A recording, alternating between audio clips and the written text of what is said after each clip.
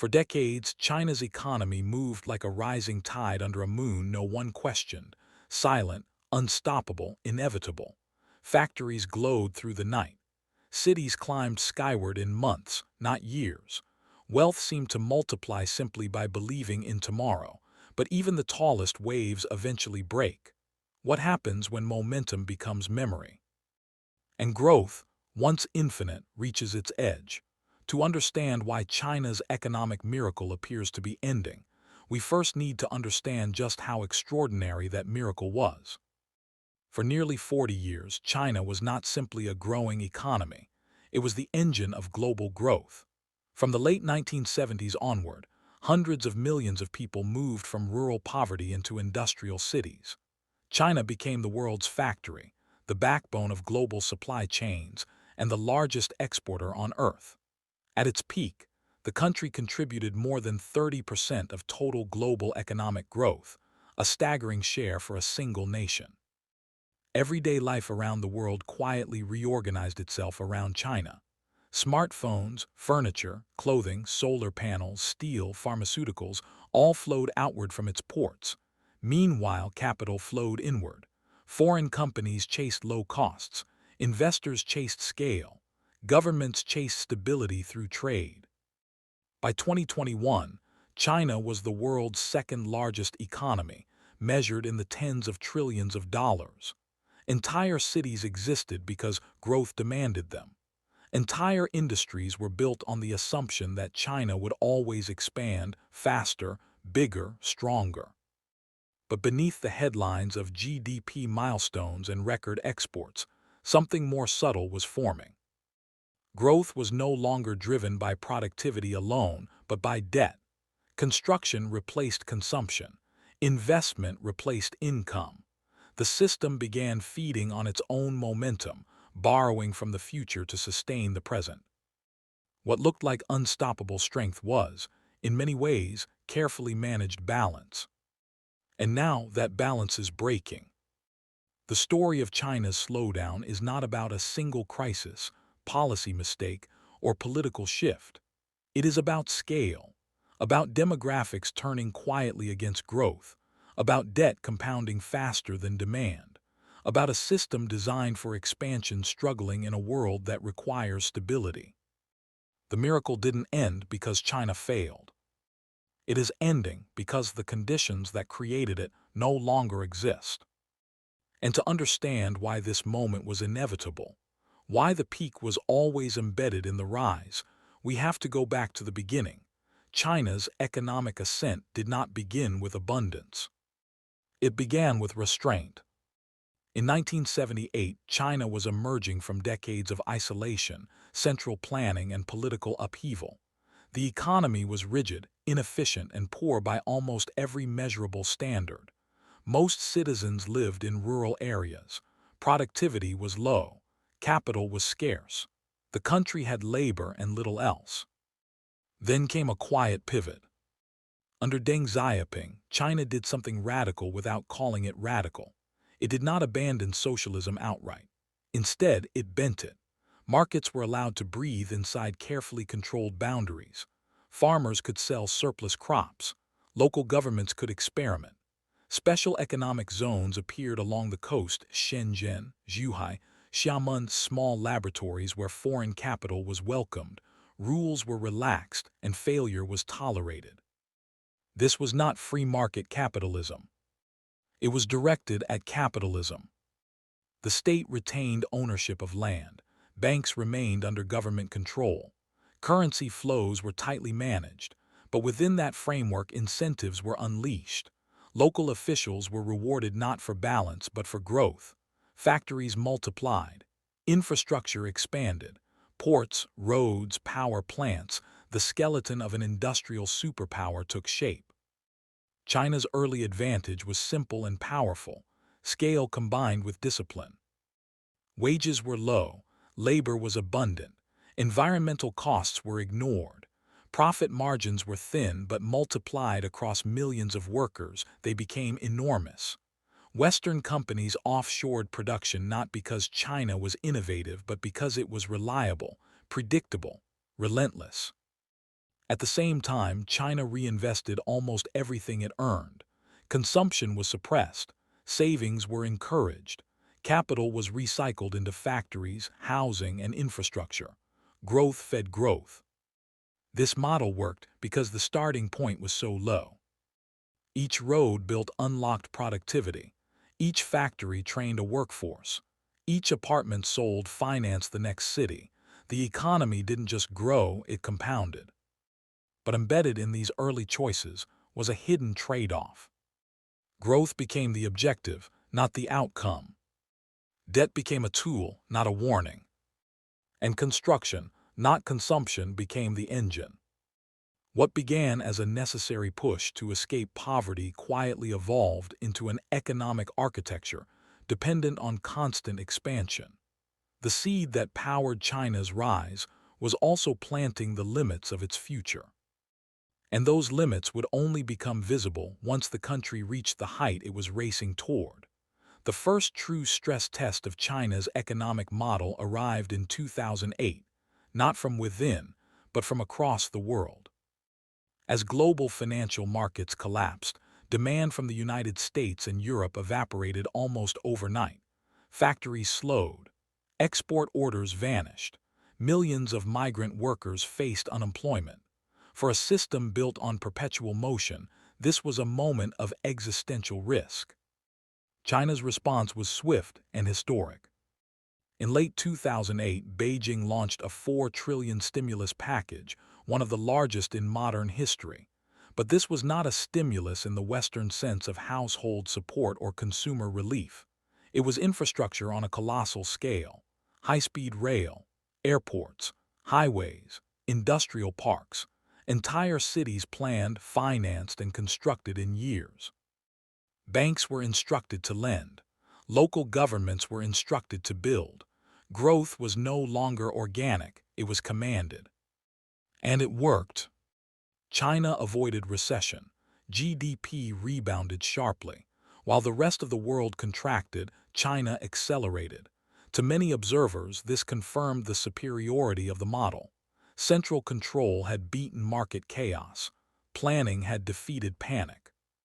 But the cost was hidden in plain sight. Debt surged. Local government financing vehicles multiplied. Real estate became the most reliable engine of growth, not because people needed homes, but because homes absorbed capital. Land sales became the lifeblood of municipal budgets. Construction wasn't just an industry, it was a financial system. By the mid-2010s, real estate and related sectors accounted for nearly 30% of China's GDP. Entire household balance sheets were tied to property values. Entire cities existed to preserve the illusion of demand. Then came the second turning point: saturation. Urbanization slowed. Birth rates declined. The working-age population peaked around 2015. Apartments were no longer scarce. They were surplus. Yet building continued because stopping meant collapse. Growth targets demanded activity, not efficiency. The third shift was political. Under Xi Jinping, China moved away from decentralized experimentation towards centralized control. The state reasserted dominance over private capital. Technology giants were reined in. Education companies were dismantled. Risk-taking gave way to caution. Capital stopped asking how fast and started asking how safe. Foreign investors noticed. Supply chains began to diversify. Geopolitical tension hardened into economic friction. Then the cracks became visible. Developers like Evergrande, once symbols of unstoppable prosperity, collapsed under mountains of debt. Housing prices stagnated, then fell. Youth unemployment surged. Confidence eroded. Not in one dramatic crash, but in a slow, grinding loss of belief. This was not a sudden failure. It was the delayed consequence of a system, optimized for expansion, encountering a future that demanded balance. China had not run out of resources. It had run into its own scale. And the levers that once powered growth were no longer pulling the economy forward. They were holding it in place. To understand why China's economic miracle didn't just slow, but locked itself in place, we need to look past headlines and into the machinery beneath the surface. The real engine of China's growth was never exports alone. It was financial architecture. At the center sat state-controlled banks. These institutions did not price risk the way Western banks do. They priced alignment. Loans flowed not to the most productive projects but to the most strategically convenient ones, local governments, state-owned enterprises, and developers tied to growth targets. Profitability was secondary. Stability and expansion were the mandate. This created a silent lever: cheap, abundant credit. Interest rates were kept low. Savings were trapped inside the system through capital controls. Households, lacking alternatives, poured wealth into property. Real estate became a one-way valve for money, inescapable, unquestioned, culturally reinforced. But here the hidden truth. China didn't build homes to meet demand. It built demand to justify building homes. Rising property prices weren't just a result of growth, they were a policy tool. Higher prices strengthened balance sheets, encouraged borrowing, and financed local governments through land sales. It was a loop that fed itself, as long as prices never fell. Another invisible mechanism was suppressed consumption. Wages rose, but social safety nets lagged. Healthcare, education, and retirement costs remained personal burdens. So households saved aggressively, not by choice, but by necessity.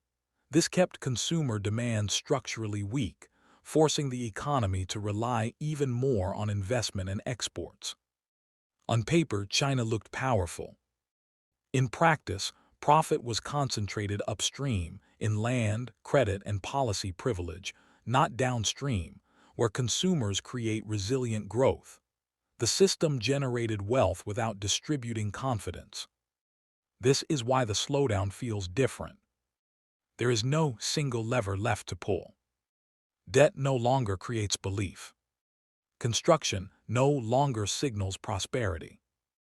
The miracle wasn't built on deception, but it was built on assumptions that could only hold during ascent. And once ascent ends, the hidden engines stall. What remains is not collapse, but friction. A system designed to run fast, now forced to learn how to stand still. And standing still, for an economy trained only to grow, is the hardest transition of all. Behind every economic chart, there is a life quietly adjusting to new limits. For decades, the promise was simple: work hard, save diligently, and tomorrow will be bigger than today. Parents endured long hours believing their children would inherit momentum. Migrant workers left villages convinced the city was a temporary sacrifice for permanent progress. Entire identities formed around motion: upward, forward, faster. Now that motion has slowed. For young graduates, the future feels narrower. Degrees no longer guarantee opportunity. Youth unemployment has climbed not just as a statistic, but as a mood, a collective pause where ambition waits for permission. Many have adopted a phrase that would have been unthinkable during the boom years: lying flat, choosing minimalism over exhaustion, survival over striving. For families, property, once a symbol of security, has become a source of anxiety. Apartments bought at peak prices no longer feel like assets but obligations. Every mortgage payment carries the weight of an assumption made years ago: that prices only rise, that growth never reverses. Even consumption tells a story. Chinese households are spending more cautiously, not because they lack money, but because they lack certainty. Every delayed purchase reflects a recalibration of trust. Every saved yuan acknowledges that the system no longer guarantees rescue. And yet, this is not a story of victims and villains. Workers did what incentives demanded. Developers built what policies rewarded. Officials pursued growth because growth defined success.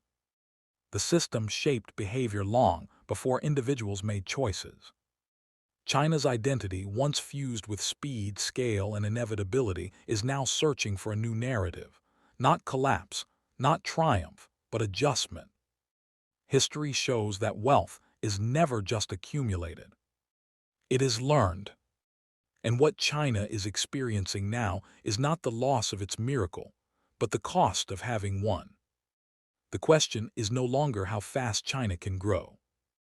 It is how deeply it can redefine success in a world where expansion is no longer guaranteed, and where stability, not scale, may become the new measure of power.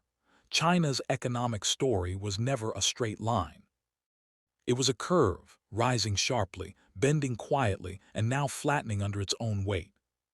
From the reforms of the late 20th century to the construction booms that reshaped skylines, from global admiration to growing uncertainty, the miracle followed a logic as old as economics itself. Systems built for acceleration eventually confront their limits. What feels like an ending is, in truth, a transition. China has not disappeared from the global economy. It has not collapsed under its debts. It has not lost its capacity to influence markets, supply chains, or geopolitics. But it has crossed an invisible threshold, from expansion to reckoning, from momentum to management. The age of easy growth is over. The age of difficult choices has begun. For the world, this shift matters deeply. Global trade, commodity prices, manufacturing strategies, and financial stability were all calibrated to a China that always grew faster tomorrow. That assumption is now gone. And when assumptions vanish, systems everywhere must adapt. For China itself, the question is not whether it can return to double-digit growth. It is whether it can build confidence without excess, prosperity without speculation, and meaning without constant acceleration. Because miracles don't end with crashes. They end when belief changes. And belief, once broken, cannot be rebuilt with concrete or credit alone. If you found this exploration valuable, take a moment to reflect on how deeply economic systems shape our expectations of the future. Share your thoughts in the comments, join the conversation, and subscribe for more stories that look beneath the surface of money, power, and the forces that quietly define our lives. This story is not finished. It is still unfolding, one decision, one adjustment, one recalibration at a time.